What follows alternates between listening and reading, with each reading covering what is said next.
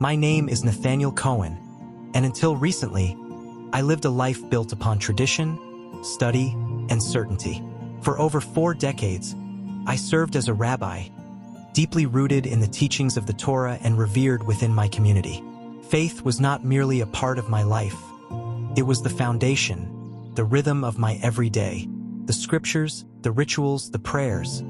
They were my compass, guiding me through a world filled with questions I thought I had long since answered.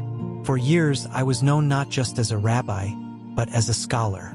I had written extensively, led countless students through the intricate paths of theology, and stood firm in my conviction that truth was found only within the walls of what I had always known. I believed I had clarity, and I was certain I had devoted my life to the service of God in the most faithful way. But all of that changed on the most sacred night of our calendar. It was Yom Kippur, a day I had led in prayer and reverence more times than I could count. The synagogue was full, every seat occupied by faces I had seen for years, people I had guided, celebrated with, mourned with. As the sun dipped beneath the horizon of Jerusalem, a hush fell over the room, the kind that only comes with the weight of the sacred. Standing before the ark, wrapped in my talith, I prepared to begin the Kol Nidra prayer. The melodies of generations before me swelled in my heart, but something unexpected, gripped me in that moment. A sensation I couldn't understand, as if the air itself had shifted. My eyes scanned the prayer book before me, but the letters seemed foreign, rearranged, as if whispering truths I had never seen before. Then, without warning, a pain shot through my chest so intense it felt as though time itself had stopped. I clutched the podium, my mind racing, trying to maintain composure. My son, Ezra, who had followed in my footsteps as a rabbi, stood in the front row. I saw his face, his eyes searching mine, sensing something was terribly wrong. And then it happened. Everything around me dissolved into chaos, yet I felt nothing. I watched from above as my body crumpled to the ground, my talith fluttering down like a flag signaling surrender. I heard the gasps, the cries, the frantic calls for help. My son reached for me, his hands trembling, but I was no longer there. I was somewhere else. First, it was darkness, not the absence of light, but something deeper, a void that seemed to stretch endlessly. I felt no fear, only an overwhelming sense of detachment, as if I had stepped beyond the veil of the world I had always known. Then came the light. It wasn't the kind of light we see with our eyes. It was alive, vibrant, pulsing with something I couldn't understand. And with it came sound, a shofar, but not like any I had ever heard before. Its resonance carried something eternal, something that shook the very essence of who I was. And then I saw them. Beings of light surrounded me. Not angels as I had imagined them, but entities of purpose, of power, of divine presence. They guided me, their gaze knowing, their silence louder than words. They led me to a place I can only describe as the threshold of truth, a realm where everything I thought I knew would be undone. And as I stood there, suspended between life and death, I heard my name, spoken not by a voice, but by a presence, one that knew me completely. And I realized, with trembling awe, that I was about to face the one I had spent my life denying. Before I tell you what I saw next, what was revealed to me about what is coming and the choice that will face each of us, I must ask you to open your heart. What I am about to share will challenge everything you believe. It challenged everything I was. But I cannot stay silent, because time is running out. If this message touched your heart and you want to continue this journey with us, don't forget to subscribe to the channel right now. It helps us more than you can imagine, and together we can reach even more people with this message of truth, love, and transformation. The light grew brighter, enveloping me, yet I was not consumed. It wasn't the blinding light of the sun or the pale glow of a lamp. It was truth itself. I felt exposed, as if every moment of my life had been laid bare. Time had no meaning here, yet within the light, I could feel centuries pressing in on me, the weight of history, of choices, of belief. I was not alone. They stood before me. Figures I had studied, revered, even quoted in my sermons and books. Great leaders of faith, rabbis whose names had been etched into our history. I recognized them instantly, their faces, their eyes. But what I saw in them now was not the certainty I had always imagined. Some stood in silence, their expressions haunted. Others wept, their voices trembling as they whispered words I could barely comprehend. The first to approach me was an old man, his eyes filled with a sorrow so deep it cut through me. He spoke my name, Nathaniel, and in that moment, I recognized him. A revered sage I had once met in Jerusalem. He was known for his wisdom, for his steadfast opposition to what he had called foreign teachings. Now, standing before me, he said words I never thought I would hear. We were wrong. His voice cracked, not from fear, but from regret. The truth was before us, written in the very words we studied, and we could not see. We did not want to see. Behind him, others nodded, their faces filled with grief. I felt a tremor in my soul. How could this be? Everything I had built my life upon was being dismantled, not by an enemy, not by some outsider, but by those I had followed, respected, trusted. And then I saw him, my grandfather. He had died decades earlier, a man of deep faith, unwavering in his beliefs. He had taught me to revere the Torah, to dismiss anything that didn't align with our traditions. Now, standing before me, his eyes brimming with tears, he spoke words that pierced my heart. Nathaniel, I led you in blindness. I did not know. I thought I was protecting you, our family, our people. But I was wrong. I tried to speak, but my voice failed me. The weight of his words crushed me, and I fell to my knees. All my life I had been so sure, so convinced. But here, in this place of divine clarity, I could not deny what I was seeing, what I was hearing. And then the voices began to rise, not in accusation, but in revelation. Isaiah 53, the suffering servant. The words echoed around me, not as an allegory, not as a metaphor, but as a truth I had never allowed myself to understand. It wasn't Israel. It wasn't about a nation. It was about someone, person, a man who had borne our grief, carried our sorrows, and yet we had turned our faces from him. I wept, not out of fear, but out of realization. I had taught others to reject him. I had written against him, stood before congregations declaring him false. And now, standing in the light of truth, I could see how blind I had been. But there was more. The light grew stronger, more intense, and I felt something shift. Presence was approaching. The watchers around me began to sing, not in melody, but in something far greater. Their voices carried the sound of eternity, of creation itself. The song was not for me, it was for him, and I knew he was coming. The ground beneath me trembled, though there was no earth, no stone. It was the tremble of my soul, of reality itself, quivering in the presence of what was coming. The light had form now, not just brilliance, but purpose.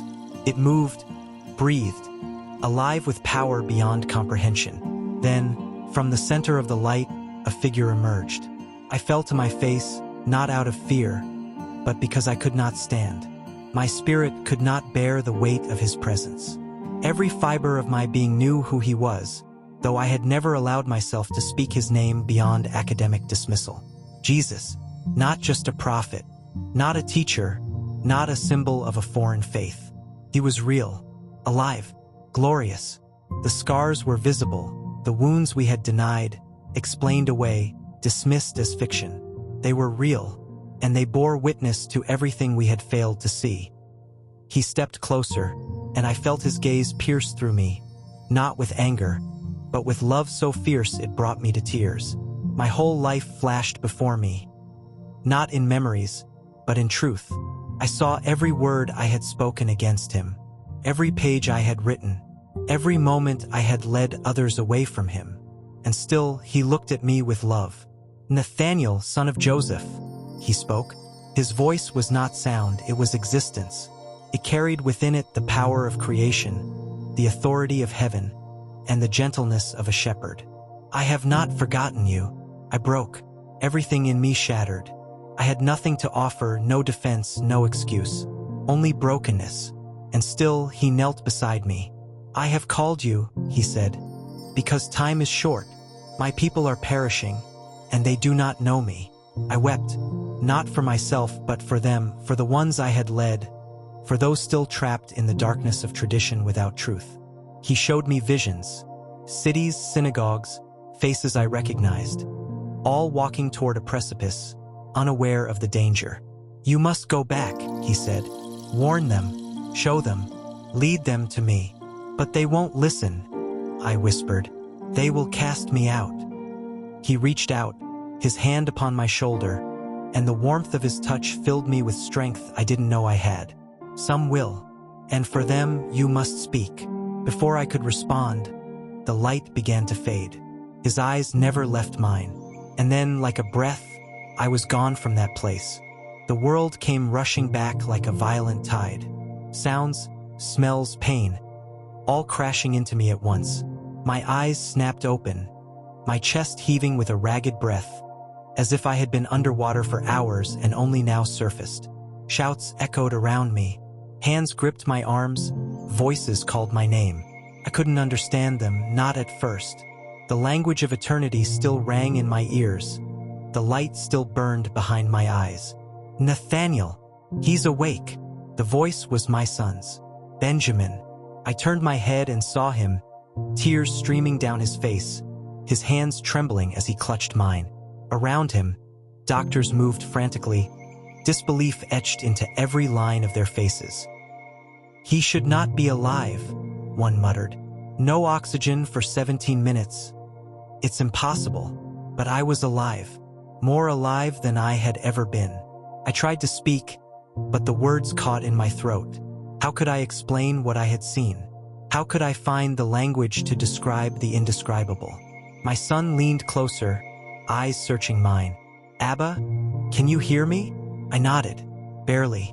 Then, with the last of my strength, I whispered, "I saw him." Benjamin frowned, confused. "Who?" Tears filled my eyes. "Yeshua." He froze. His grip loosened, and he pulled back as if I had struck him. "No, Abba, don't say that." But I had to. I was discharged from the hospital days later. Physically, I was weak, but my mind burned with urgency. I had a message to deliver, a message that would cost me everything. The first time I spoke it aloud was in my home. My wife sat across from me, her hands clasped tightly, her eyes filled with fear. She had seen the reports, heard the rumors.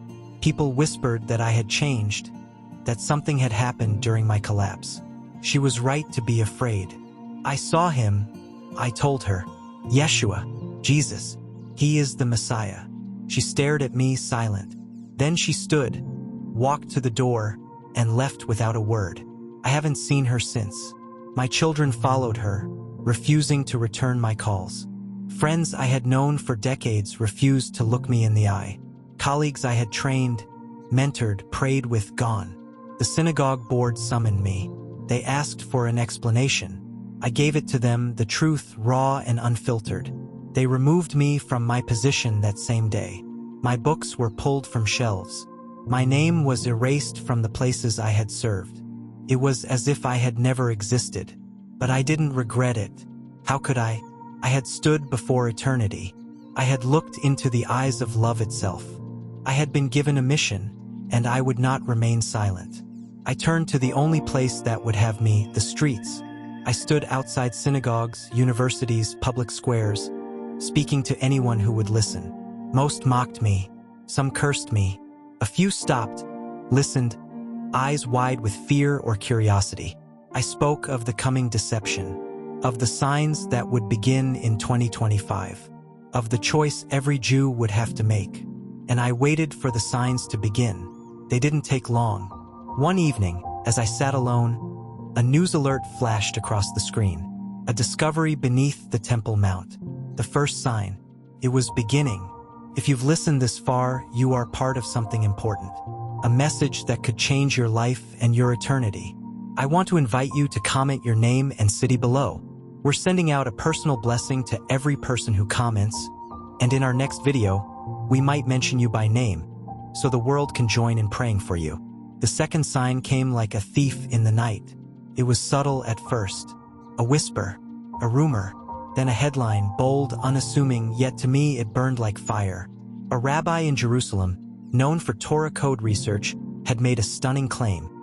He had uncovered a hidden message, encoded in the sacred texts, about the Messiah's arrival. I froze. This was it, the sign Yeshua had shown me, word for word. The rabbi's announcement caused a frenzy. People gathered in the streets. Debates erupted in yeshivas.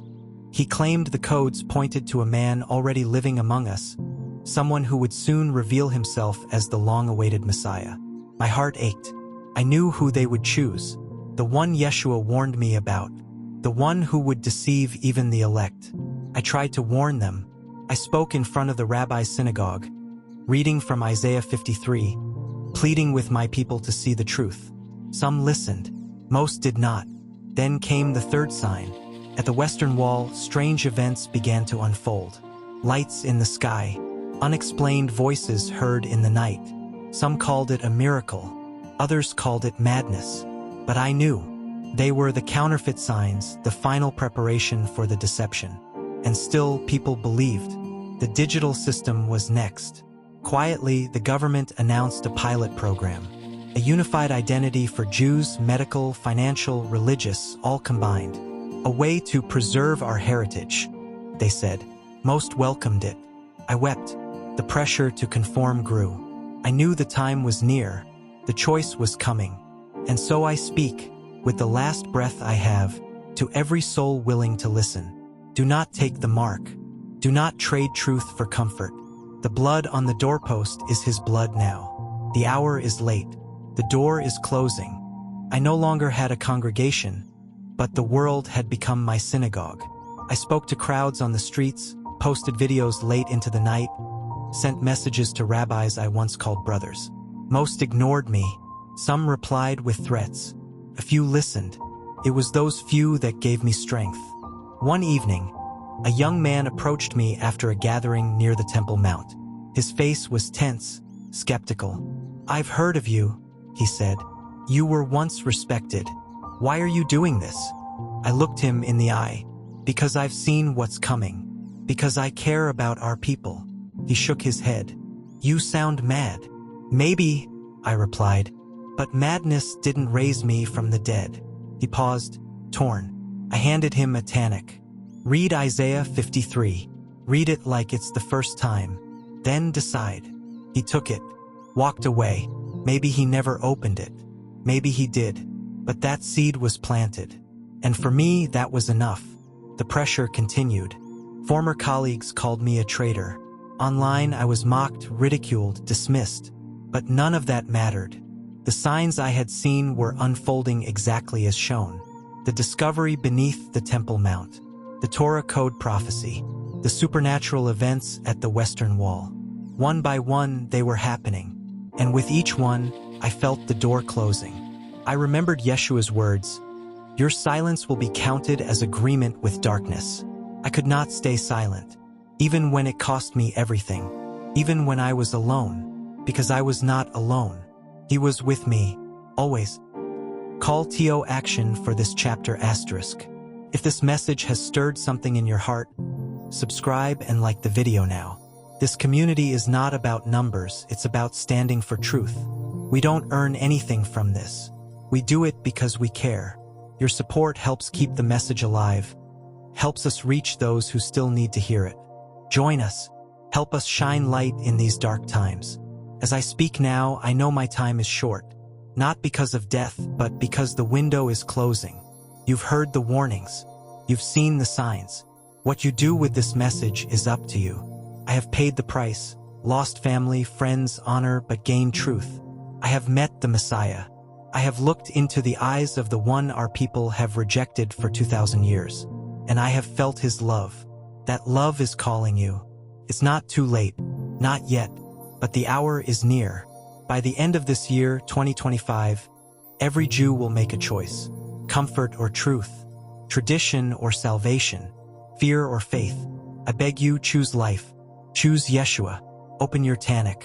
Read Isaiah 53. Read Daniel 9. Read Zechariah 12. Ask God to show you the truth. And when you see it, act. Tell others. Share this message. Be the light that pierces the darkness. Because time is running out. And when the door closes, it will not open again. This is Rabbi Nathaniel Cohen. This is my final message. Choose wisely. Thank you for watching. If this message touched you, click on the video now appearing on your screen. It will take you deeper into the truth and may change your life forever. Don't wait. Click now, before the door closes.